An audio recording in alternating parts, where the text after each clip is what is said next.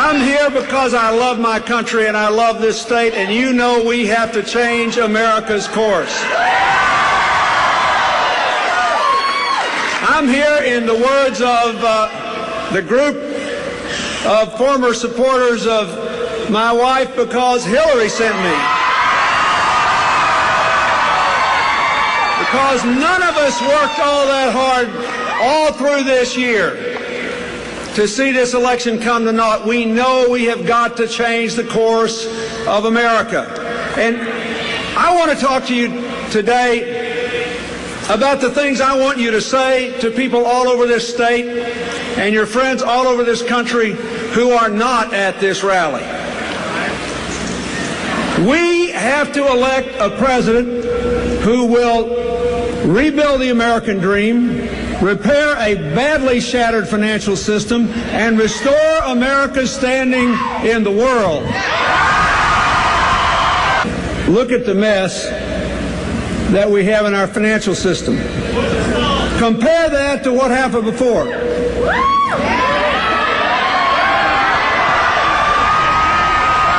isn't like this. This is not accidental, folks.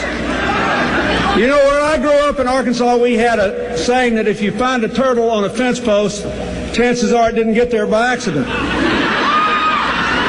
It did not have to be this way. It matters who the president is. It matters what the decisions are. It matters what the policies are. Decisions took us from a period where we had 22.7 million new jobs down to one where we're going to wind up with less than 5 million in 8 years.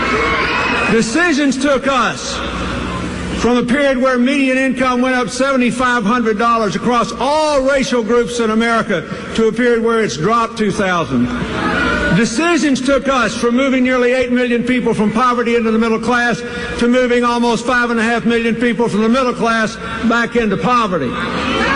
Decisions took us from paying $600 billion down on the national debt to adding almost $4 trillion to the national debt in just 8 years. Decisions had something to do with what happened on Wall Street, too. The decision in the last 4 years to say these big investment firms didn't have to keep nearly as much capital in reserve to cover their debts. The decision to say there would no longer be any limit on the ability of massive funds to bid down the value of stocks in a hysterical stock run, to compound our financial crisis. Decisions, and you have to make that decision. Here's why you ought to be for Barack Obama.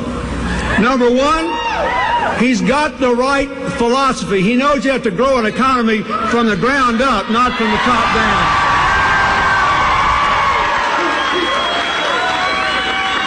Number two, he's got better answers for the economy, for energy, for health care, for education. He knows what it will take to get this country back on track. I have carefully read everything these candidates have put out. And I'm telling you, it matters, because the history is this. Notwithstanding what people think about us politicians, the truth is virtually every person elected president does his, and someday I hope her, very best. Very best. Every president does his very best to keep the commitments made in the campaign. You need to know what they stand for. Obama's answers are better. Number three,